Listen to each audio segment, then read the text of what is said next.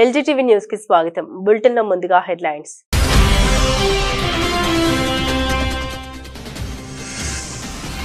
China తప్ప మిగతా దేశాలకు ఊరటనిచ్చే ప్రకటన చేసిన ట్రంప్. ఇతర దేశాలపై 90 రోజుల పాటు అధిక పన్నులు నిలిపివేస్తున్నట్టు తెలిపిన ట్రంప్.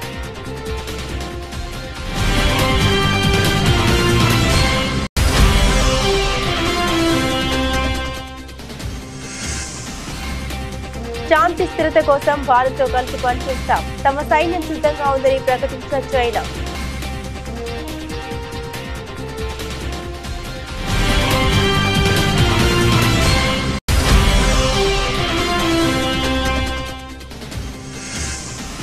కేంద్ర హోంమంత్రి కార్యాలయంలో అమిత్ షా, జయశంకర్, అజిత్ దోవల్ అత్యవసర సమావేశం. తహబూర్ రానుండడంతో భద్రతా ఏర్పాట్లపై జరిగిన చర్చ.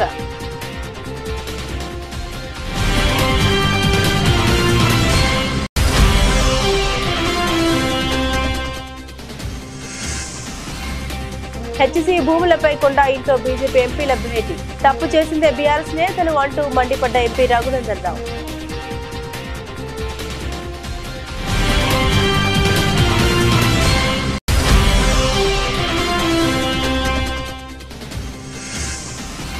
వైఎస్ఆర్ కాంగ్రెస్ పార్టీ కేంద్ర కార్యాలయంలో మహావీర్ జయంతి. భగవాన్ మహావీర్ కు వైఎస్ జగన్ ఘన నివాళులు.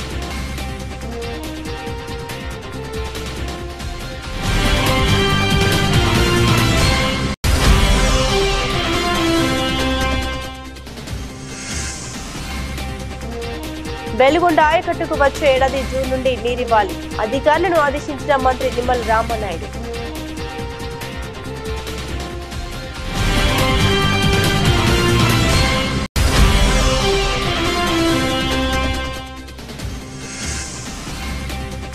అబద్దాలతో కాంగ్రెస్ మభ్యపెట్టే ప్రయత్నం. బీఆర్ఎస్ ఎమ్మెల్సీ కవిత ఫైర్.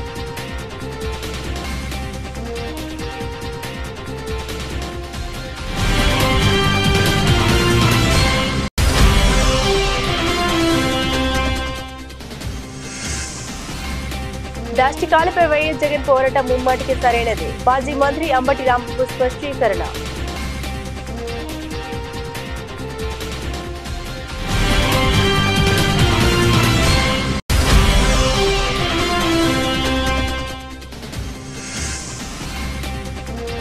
రేవంత్ రెడ్డిపై ఏపీ మంత్రి సత్యకుమార్ యాదవ్ తీవ్ర ఆగ్రహం. చేతకానితనాన్ని కప్పిపుచ్చుకోవడం కోసం మోదీని గాడ్సేతో పోల్చారని వ్యాఖ్య.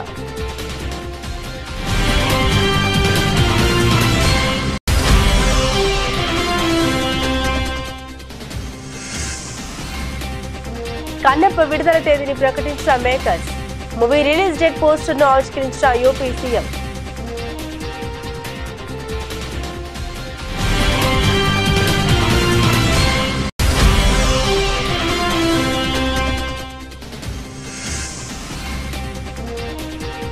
రాజస్థాన్ పై గుజరాత్ పైచేయి. 58 పరుగులతో విజయం.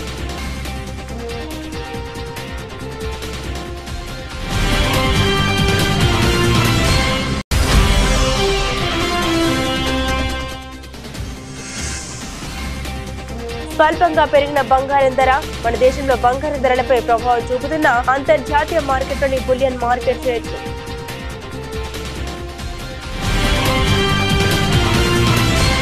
చైనాతో టారిఫ్ వార్ కొనసాగుతున్న నేపథ్యంలో అమెరికా అధ్యక్షుడు డొనాల్డ్ ట్రంప్ 2 కీలక ప్రకటనలు చేశారు. చైనా మినహా మిగిలిన దేశాలకు సుంకాల నుండి ఊరట కల్పించారు ట్రంప్. చైనాపై అమెరికా 104% పన్ను విధించింది. ప్రతిగా చైనా కూడా అమెరికా దిగుమతులపై 34%గా ఉన్న పన్నును 84%కి పెంచింది. దీంతో ఇరు దేశాల మధ్య వాణిజ్య యుద్ధం తీవ్ర స్థాయికి చేరుకుంది. అమెరికా ఉత్పత్తులపై చైనా సుంకాల పెంపును తీవ్రంగా పరిగణించిన ట్రంప్ చైనా ఉత్పత్తులపై ఉన్న 104% పన్నును 125%కి పెంచినట్లు తన social media platform truth social ద్వారా వెల్లడించారు. ఈ నిర్ణయం తక్షణం అమల్లోకి వస్తుందని ప్రకటించారు. అమెరికా సహా ఇతర దేశాలను దోచుకునే రోజులు ఇకపై ఉండవని, అది ఆమోదయోగ్యం కాదని చైనా సమీప భవిష్యత్తులోనే గ్రహిస్తుందని ట్రంప్ పేర్కొన్నారు. అలాగే టారిఫ్ గాయాల నుండి ఇతర దేశాలకు ఉపశమనం కల్పిస్తూ 90 రోజుల పాటు సుంకాలను నిలిపివేస్తున్నట్లు ప్రకటించారు. అయితే సార్వత్రిక రేటు 10% పన్నులు మాత్రం కొనసాగుతాయని తెలిపారు. ఈ నిర్ణయం తక్షణం అమల్లోకి వస్తుందని తెలిపారు. I thought that people were jumping a little bit out of line. They were getting yippy, they were getting a little bit yippy, a little bit afraid, unlike these champions. because we have a big job to do. No other president would have done what I did. No other president. I know the presidents, they wouldn't have done it. And it had to be done. What was happening to us on trade, not only with, if you look at it, not only with China, but China was by far the biggest abuser in history, and others also, but somebody had to do it. They had to stop because it was not sustainable. Last year, China made $1 trillion off trade with the United States. That's not right. And now I've reversed it. It's for a short period of time, but we made $2 billion. We're making now $2 billion a day. And somebody had to do it. Roger actually said it. Charles Schwab was here a little while ago, one of the great financial people, and he said he's been waiting for 40 years for somebody to do what I did over the last month. And if you didn't do it, you wouldn't have a country. It wouldn't be sustainable. So I'm honored to have done it. And, look, nothing's over yet, but we have a tremendous amount of spirit from other countries, including China. China wants to make a deal. They just don't know how quite to go about it. It's one of those things. They don't know how quite. They're proud people. And President Xi's a proud man. I know him very well. And they don't know quite how to go about it, but they'll figure it out. They're in the process of figuring it out, but they want to make a deal. And we have many other countries, as you know, many more than 75. And they all want to come, and they want to come here, or they'll go to commerce, or సరిహద్దుల వద్ద శాంతి సుస్థిరత నెలకొల్పేందుకు గాను భారత్తో కలిసి పనిచేసేందుకు తమ సైన్యం సిద్ధమని China ప్రకటించింది. రెండు దేశాల సైనిక భవిష్యత్ సంబంధాలపై మీడియా ప్రతినిధులు అడిగిన ప్రశ్నకు చైనా రక్షణ మంత్రిత్వ శాఖ అధికార ప్రతినిధి జాంగ్ జియావో గాంగ్ స్పందించారు. ఈ విషయం తెలిపారు. అత్యంత పురాతన నాగరికతలు కలిగి ఉన్న ఈ రెండు దేశాల మధ్య దౌత్య సంబంధాలు ఏర్పడి 75 సంవత్సరాలు అవుతున్న సందర్భంగా గ్లోబల్ సౌత్ లో ముఖ్యమైన స్థానాలను ఆక్రమించాయన్నారు. ప్రజల ఉమ్మడి ప్రయోజనాల కోసం కలిసి పనిచేయాలని నిర్ణయించుకున్నట్లు తెలిపారు. ముంబై ఉగ్రదాడుల 2008 నవంబర్ నిందితుడు తహవూర్ రానా అమెరికా నుండి ముంబైకి ప్రత్యేక విమానంలో భారత్ కు తీసుకొస్తున్నారు. తహవూర్ కు అమెరికాలో ఉండేందుకు చట్టపరమైన అవకాశాలన్నీ ముగియడంతో భారత్ కు అప్పగించేందుకు మార్గం సుగమం అయింది. ఆయన అప్పగించేందుకు లీగల్ ఫార్మాలిటీస్ కూడా అమెరికాలో పూర్తి కావడంతో భారత బహుళ ఏజెన్సీ టీంలు అమెరికాకు వెళ్లాయి. ఈ నేపథ్యంలోనే కేంద్ర హోంమంత్రి కార్యాలయంలో అత్యున్నత స్థాయి సమీక్ష సమావేశం బుధవారం సాయంత్రం జరిగింది. కేంద్ర హోంమంత్రి అమిత్ షా, విదేశాంగ శాఖ మంత్రి ఎస్ జైశంకర్, జాతీయ భద్రతా వ్యవహారాల సలహాదారు అజిత్ దోవల్ ఈ సమావేశంలో పాల్గొన్నారు. తహవూర్ రానుండడంతో భద్రతా ఏర్పాట్లపై ఈ సమావేశంలో వీరు చర్చించారు. హెచ్సీ భూముల విషయంలో తప్పు చేసిందే బీఆర్ఎస్ వాళ్ళని ఇప్పుడు శుద్ధపూసల్లా మాట్లాడుతున్నారని మెదక్ ఎంపీ రఘునందన్ రావు ఆరోపించారు. వర్సిటీ భూముల వ్యవహారంపై బీజేపీ ఎంపీలు బుధవారం చేవెళ్ల ఎంపీ కొండ విశ్వేశ్వరరెడ్డి ఇంట్లో సమావేశంలో చర్చించారు. అనంతరం మీడియాతో మాట్లాడారు. 1974లో నాటి కాంగ్రెస్ ప్రభుత్వం యూనివర్సిటీ అవసరాల కోసం 2324 ఎకరాల భూమిని కేటాయించిందని రఘునందన్ రావు తెలిపారు. పలు ప్రభుత్వ కార్యాలయాలకు లీజుకి ఇచ్చిన అనంతరం మిగిలిన 2185 ఎకరాలను యూనివర్సిటీకి బదలాయించాలనే లేదంటూ 2012లో అప్పటి రంగారెడ్డి జిల్లా కలెక్టర్ భూ పరిపాలన ప్రధాన కమిషనర్ కు లేఖ రాశారన్నారు. అప్పుడే భూమిని యూనివర్సిటీకి అల్మినేషన్ చేసి ఉంటే ప్రస్తుత వివాదమే ఉండేది కాదని తెలిపారు. ఈ భూముల నుండి 400 ఎకరాలు ఐఎంజీ సంస్థ కేటాయించారని, ఆ తర్వాత ఒప్పందం రద్దు చేయడంతో ఆ సంస్థ కోర్టుకు వెళ్లిందని గుర్తు చేశారు. ప్రస్తుతం ఇందిరమ్మ పాలనలో మిగిలిన భూములకు ప్రహారీ కట్టి వర్సిటీకి అప్పగించాలని కాంగ్రెస్ నాయకులను డిమాండ్ చేశారు. 2012లో రంగారెడ్డి జిల్లా కలెక్టర్ ఇచ్చిన నివేదిక సీసీఎల్లో పెండింగ్ లో ఉందన్నారు. తెలంగాణ ఏర్పాటయ్యాక అప్పటి బీఆర్ఎస్ పాలకులు నివేదిక ప్రకారం ఎందుకు చర్యలు తీసుకోలేదని రఘునందన్ రావు ప్రశ్నించారు. వైఎస్ఆర్ కాంగ్రెస్ పార్టీ కేంద్ర కార్యాలయంలో మహావీర్ జయంతి మహావీర్ జన కళ్యాణ సందర్భంగా భగవాన్ మహావీర్ చిత్రపటానికి వైఎస్ఆర్సీపీ అధినేత మాజీ ముఖ్యమంత్రి వైఎస్ జగన్మోహన్ రెడ్డి పూలమాల వేసి ఘనంగా నివాళులర్పించారు.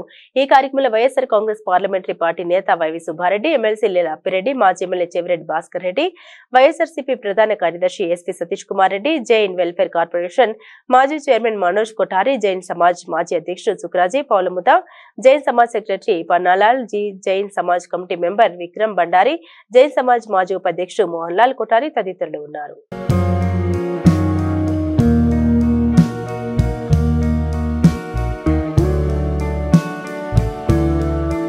వచ్చే ఏడాది జూన్ నుండి వెలుగొండ ప్రాజెక్టు కింద ఆయకట్టుకు నీరందించాలని, ఈ లక్ష్యం నెరవేర్చేందుకు నిర్మాణ పనుల్లో వేగాన్ని పెంచాలని జలవనరుల మంత్రి నిమ్మల రామానాయుడు ఆదేశించారు. సచివాలయం నుండి ఇంజనీరింగ్ అధికారులతో వీడియో కాన్ఫరెన్స్ నిర్వహించారు. సీఎం చంద్రబాబు నిర్దేశం మేరకు ప్రాజెక్టులో మిగిలిపోయిన పనులన్నింటినీ పూర్తి చేయాలని, దీనిపై ప్రత్యేక శ్రద్ధ పెట్టాలని స్పష్టం చేశారు. 1000 కోట్ల విలువైన పనులు మిగిలి ఉండగా ఎన్నికల ముందు జగన్ హడావుడిగా ఉత్తుత్తి ప్రారంభోత్సవం చేసి ప్రజల్ని మోసగించారని ధ్వజమెత్తారు.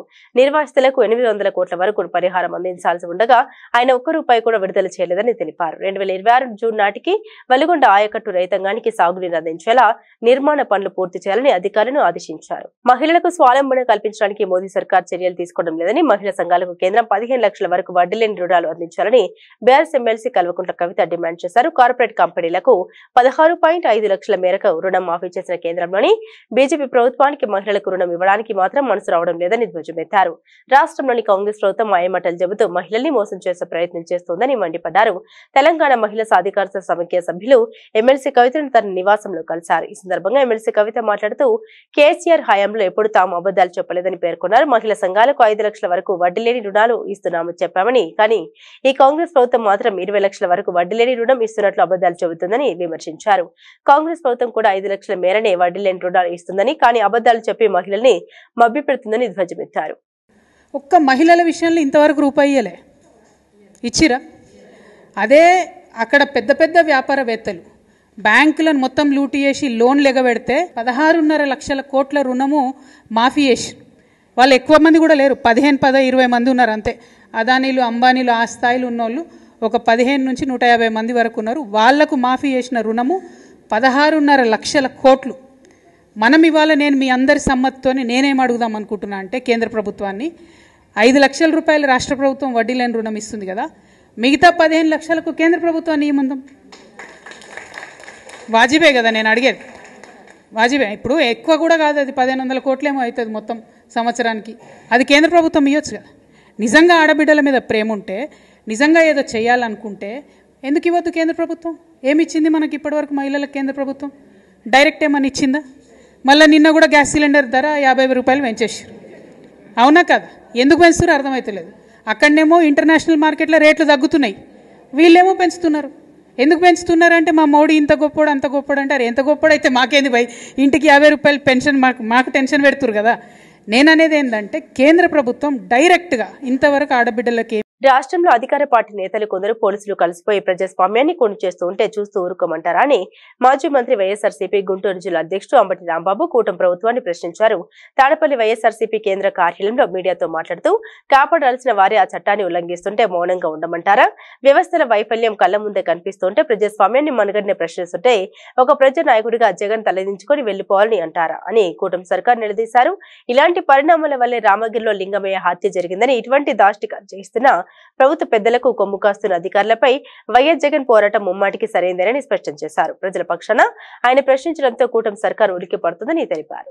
ఎవరైతే చట్ట ప్రకారం వ్యవహరించరో, ఎవరైతే తెలుగుదేశానికి కొమ్ము కాస్తారో, ఎవరైతే చట్ట వ్యతిరేకంగా కాకి డ్రెస్ లో ఉండి ప్రవర్తిస్తారో, ఎవరైతే బియాండ్ డ్యూటీస్ చేస్తారో వాళ్లకు శిక్షించక తప్పదు. న్యాయస్థానాల ముందు, చట్టం ముందు బట్టలు ఊడదీయటం ఖాయం.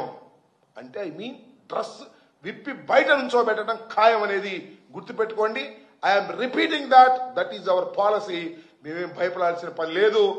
ధర్మం కోసం పోరాడుతున్నటువంటి వ్యక్తి జగన్మోహన్ రెడ్డి గారు. తప్పు చేసిన వారిని శిక్షిస్తాం. శాశ్వతంగా ఈ ప్రభుత్వమే ఉండదు. గతంలో కూడా అనేక సందర్భాల్లో చూశాం. మా ప్రభుత్వం మళ్ళా వస్తుంది, అధికారంలోకి వస్తాం. ఇవాళ తప్పు చేసిన ప్రతి వ్యక్తిని కూడా శిక్షిస్తాం చట్టపరంగా అని చెప్తే తప్పంట. దానికి ఏదేదో మాట్లాడుతున్నారు. హోంమంత్రి గారు వచ్చి మాట్లాడుతున్నారు. హోంమంత్రి గారు ఇష్టం వచ్చినట్టు మాట్లాడుతున్నారు. సరే, హోంమంత్రి గారు మాట్లాడటంలో నెంబర్ 1 లేదు, దానిలో అనుమానం లేదు. మైక్ ముందు నెంబర్ 1గా మాట్లాడతారు. చివరికి ఎస్ఐని కూడా ట్రాన్స్ఫర్ చేసే పవర్ లేదు దానికి. హోంమంత్రి గారికి చెప్తున్నా, సరే హోంమంత్రి గారికి చెప్పడం అనవసరం, అంతా చూస్తున్న లోకేష్ గారికి చెప్తున్నా, మీ ఇష్టం వచ్చినట్టుగా పోలీసు రాజ్యం చేయాలని ప్రయత్నం చేస్తే రోజులు ఎప్పుడు ఒకలాగా ఉండవు. రోజులు మారతాయి. ఇవాళకు 11 మాసాలైంది. కాలం కరిగిపోతా ఉంది. తరువాత మీ పరిస్థితి ఏంటో ఒకసారి ఆలోచించుకోమని కూడా ఈ సందర్భంగా నేను మనవి చేస్తున్నా. అధికారం ఉందని పోలీసుని అందరినీ నేను అన్నాను. మోస్ట్ ఆఫ్ ది పీపుల్ చాలా సీరియస్ గా, సిన్సియర్ గా ఉండేవాళ్ళు ఉన్నారు. కానీ అలాంటి వాళ్ళకి పోస్టింగ్లు ఉండవు. ఎవరికంటే పోస్టింగ్లు? మీరు ఏం చెప్తే అది చేసే వాళ్ళకి పోస్టింగ్లు ఉంటాయి. ఎంపీపీలు బెదిరించే వాళ్ళకి పోస్టింగ్లు ఉంటాయి. లేదు, ఎమ్మెల్యేలు బెదిరించే వాళ్ళకి పోస్టింగ్లు ఉంటాయి. అడ్డగోలుగా కేసులు పెట్టే వాళ్ళకి పోస్టింగ్లు ఉంటాయి. ఏంటండి దారుణం నాకు అర్థం కాదు. కంప్లైంట్ ఇవ్వడానికి వెళ్తే కంప్లైంట్ తీసుకున్న సందర్భాలు ఉన్నాయా? కంప్లైంట్ ఇవ్వడానికి వెళ్ళి కేసులు పెట్టారు ఈ 11 మాసాల్లో. ఉదాహరణ నేను ఇచ్చా 5 కంప్లైంట్లు, ఒక్క రిజిస్టర్ చేయలే. ఇప్పుడు చేశారులే 4. రిట్ ఆఫ్ మ్యాండమస్ కోర్టులో వేసిన తర్వాత 4 రిజిస్టర్ చేశారు. నేను వెళ్ళి అడిగా కోర్టుకు వెళ్ళక ముందు, ఎందుకు మీరు ఈ కేసు రిజిస్టర్ చేయలేదు అని అడిగా. బిఎల్ చదువుకున్న వ్యక్తిని, ప్రాక్టీస్ చేయకపోవచ్చు, మాజీ మంత్రిని, 2 పర్యాయాల శాసనసభ్యుడిగా ఉన్నటువంటి వ్యక్తిని పోలీస్ స్టేషన్ ముందుకు వెళ్లి నేను ఇచ్చిన కంప్లైంట్ ని ఎందుకు మీరు రిజిస్టర్ చేయలేదని అడిగితే నా మీద కేసు పెట్టారు. ఏం చెప్పాలి ఇంకా? ఇది ఏ రాజ్యం? ఇది పోలీసు రాజ్యం కదా? పోలీసులు తప్పు చేయటం లేదా? పోలీసులు ధర్మంగా వ్యవహరిస్తున్నారా? పోలీసులు చంద్రబాబు చెప్పినట్టు లోకేష్ చెప్పినట్టు చేస్తున్నారా లేదా? అక్కడ దాకా ఎందుకండి? డీజీపీ గారిని పర్మిషన్ అడిగా మేము వస్తామండి కలుస్తామండి అని వంశీని అరెస్ట్ చేసినప్పుడు 15 నిమిషాల్లో రమ్మన్నారు, వెళ్ళాం, మా ముందు వెళ్ళిపోయాడు. రికమెండేషన్ ఎవరికి ఇవ్వాలి అంటే ఏమో మాకు తెలియదండి అన్నారు. That the situation in Andhra Pradesh. Police వ్యవహరిస్తున్న తీరది. ఇలా వ్యవహరిస్తున్నటువంటి పోలీసుల మీద ఖచ్చితంగా కఠిన చర్యలు తీసుకుంటాం, దానిలో సందేహం లేదు.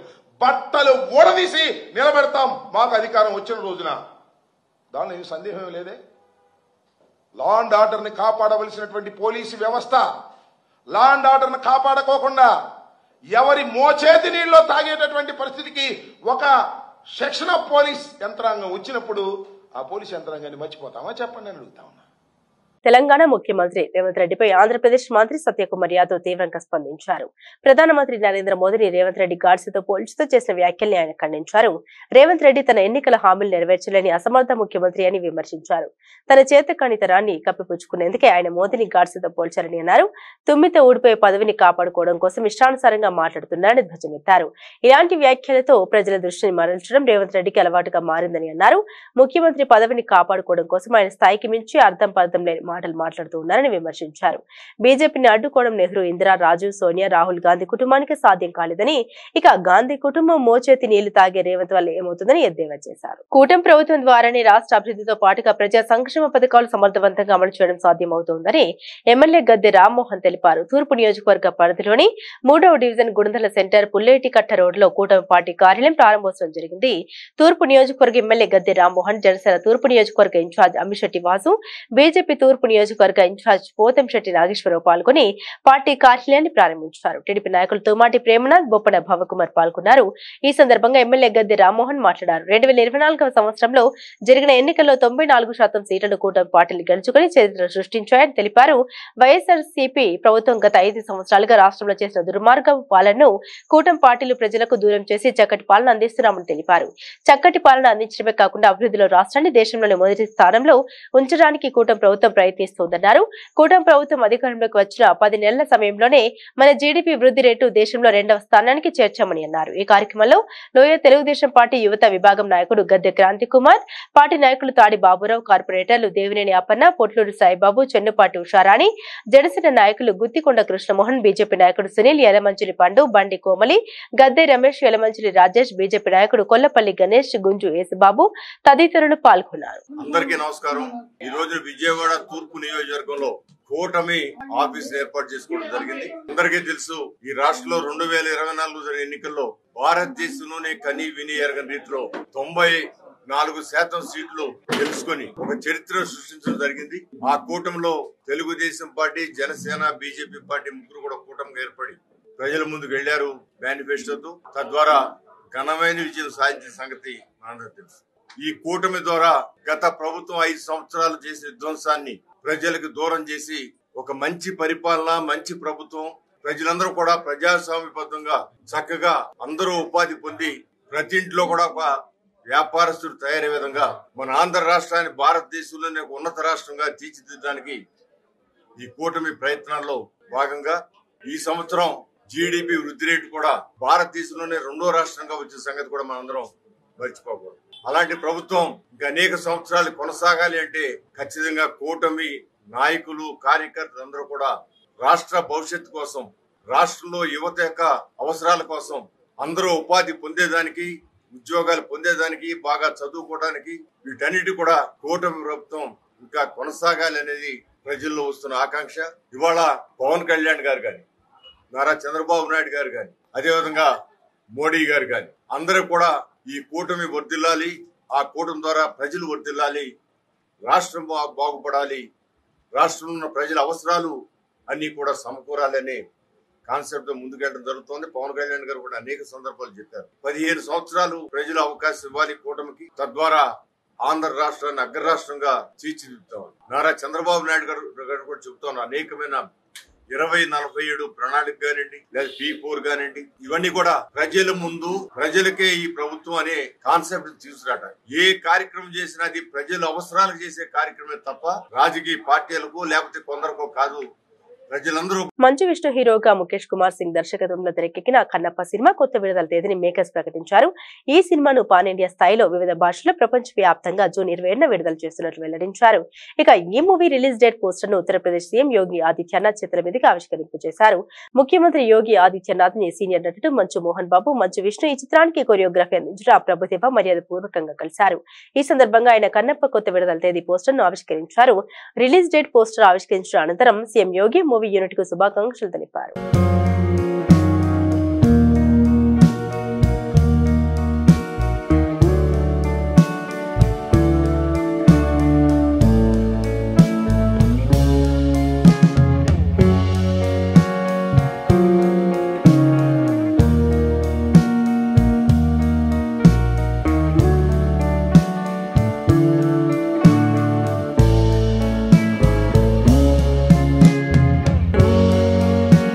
ఐపీఎల్ లో గుజరాత్ టైటాన్స్ జట్టు తిరుగులేని విజయాలతో దూసుకుపోతుంది. గత రాత్రి అహ్మదాబాద్ లోని నరేంద్ర మోదీ స్టేడియంలో రాజస్థాన్ రాయల్స్ తో జరిగిన మ్యాచ్ లో 58 పరుగుల తేడాతో విజయం సాధించి వరుసగా 4వ విజయాన్ని తన ఖాతాలో వేసుకుంది. బ్యాటింగ్, బౌలింగ్, ఫీల్డింగ్ విభాగాల్లో ఆధిపత్యం ప్రదర్శించిన గుజరాత్ జట్టు రాజస్థాన్ రాయల్స్ ను చిత్తు చేసింది. టాస్ ఓడి తొలుత బ్యాటింగ్ చేసిన గుజరాత్ టైటాన్స్ 217 పరుగుల భారీ స్కోర్ సాధించింది. అనంతరం 218 పరుగుల భారీ లక్ష్యంతో బరిలోకి దిగిన రాజస్థాన్ రాయల్స్ మరో 4 బంతులు మిగిలి ఉండగానే 159 పరుగులకు ఆల్అౌట్ అయింది. కెప్టెన్ సంజు శాంసన్ 41 పరుగులు, రియాన్ పరాగ్ 26 పరుగులు చేశారు. చివర్లో షిమ్రాన్ హెట్మేయర్ బ్యాట్ తో భయపెట్టినప్పటికీ జట్టుకు విజయాన్ని మాత్రం అందించలేకపోయారు. 32 బంతుల్లో 4 4లు, 3 సిక్సర్లతో హెట్మేయర్ 52 పరుగులు చేశారు. జట్టులో 8 మంది ఆటగాళ్లు సింగిల్ డిజిట్ కి పరిమితమయ్యారు. రాజస్థాన్ కి ఇది 3వ పరాజయం. గుజరాత్ బౌలర్లలో ప్రసిద్ధి కృష్ణ 3 వికెట్లు తీసుకోగా రషీద్ ఖాన్, రవి శ్రీనివాసన్, సాయి కిషోర్ 2 వికెట్లు తీసుకున్నారు. అంతకుముందు టాస్ ఓడి తొలుత బ్యాటింగ్ చేసిన గుజరాత్ టైటాన్స్ సాయి సుదర్శన్ బాదుడుతో 6 వికెట్ల నష్టానికి 217 పరుగుల భారీ స్కోర్ సాధించింది. సుదర్శన్ తన సూపర్ ఫామ్ ను కొనసాగిస్తూ మరోమారు చెలరేగిపోయారు. 53 బంతుల్లో 8 4లు, 3 సిక్సర్లతో 82 పరుగులు చేశాడు.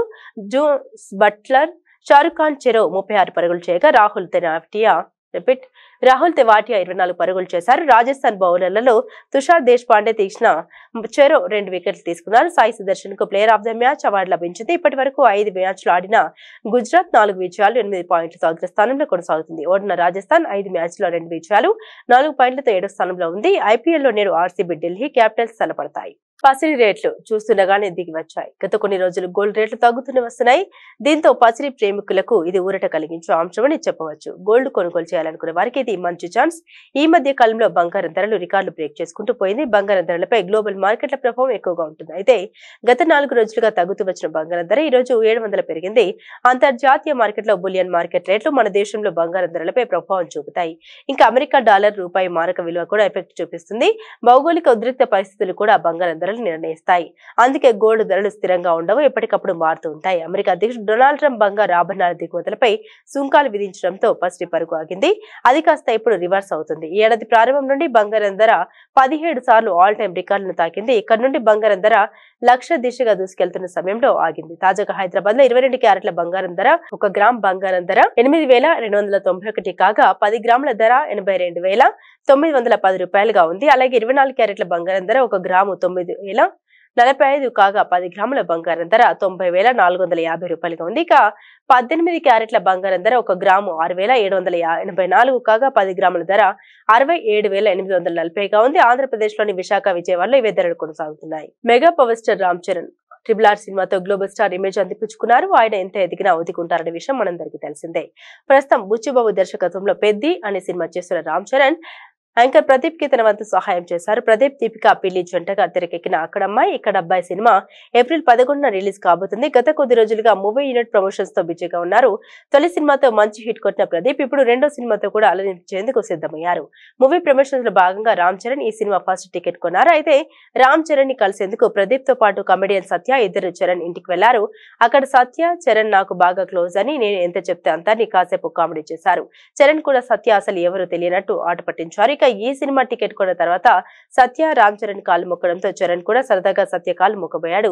ఇది చూసిన చాలా మంది రామ్ చరణ్ కూడా భలే సరదా మనుషుగాని కామెంట్ చేస్తున్నారు. ఈ వీడియో మాత్రం ప్రస్తుతం వైరల్ గా మారింది.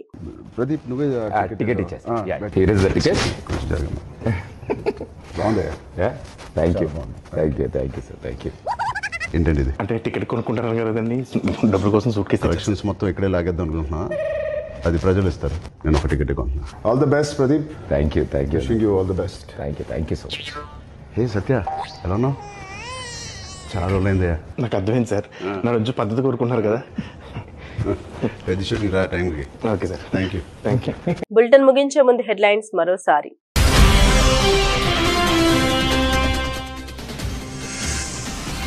చైనా తప్ప మిగతా దేశాలకు ఊరటనిచ్చే ప్రకటన చేసిన ట్రంప్, ఇతర దేశాలపై 90 రోజుల పాటు అధిక పన్నులు నిలిపివేస్తున్నట్టు తెలిపిన ట్రంప్.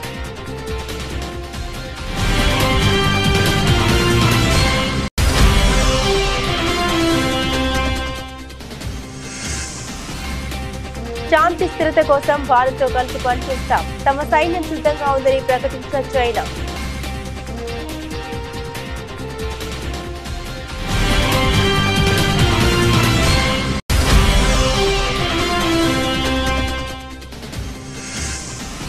కేంద్ర హోంమంత్రి కార్యాలయంలో అమిత్ షా, జయశంకర్, అజిత్ దోవల్ అత్యవసర సమావేశం. తహవూర్ రానుండడంతో భద్రతా ఏర్పాట్లపై జరిగిన చర్చ.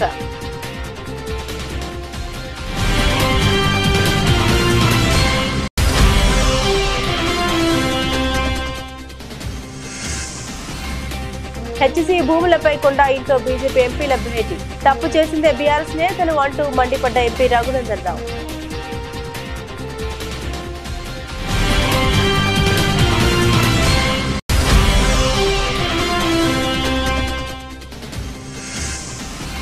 వైఎస్ఆర్ కాంగ్రెస్ పార్టీ కేంద్ర కార్యాలయంలో మహావీర్ జయంతి. భగవాన్ మహావీర్ కు వైఎస్ జగన్ ఘన నివాళులు.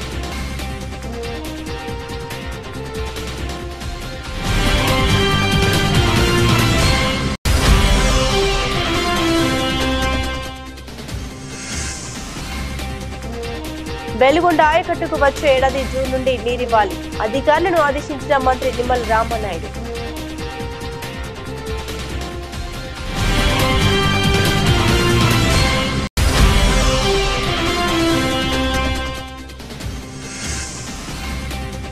అబద్దాలతో కాంగ్రెస్ మభ్యపెట్టే ప్రయత్నం, బీఆర్ఎస్ ఎమ్మెల్సీ కవిత ఫైర్.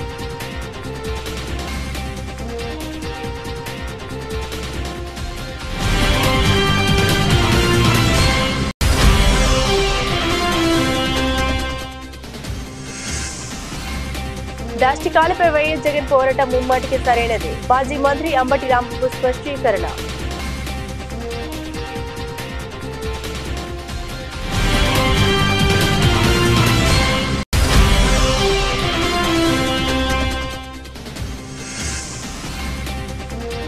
రేవంత్ రెడ్డిపై ఏపీ మంత్రి సత్యకుమార్ యాదవ్ తీవ్ర ఆగ్రహం. చేతకానితనాన్ని కప్పిపుచ్చుకోవడం కోసం మోదీని గాడ్సేతో పోల్చారని వ్యాఖ్య.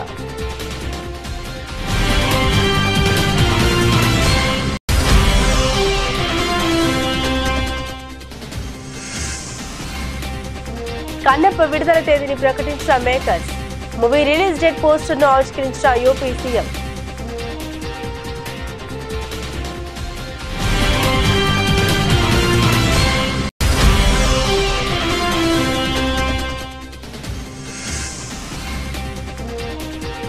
రాజస్థాన్ పై గుజరాత్ పాయింట్ 58 పరుగులతో విజయం.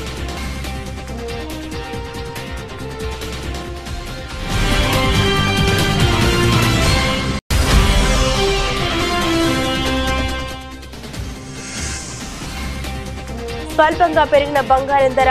మన దేశంలో బంగారం ధరలపై ప్రభావం చూపుతున్న అంతర్జాతీయ మార్కెట్లోని బులియన్ మార్కెట్ రేట్లు.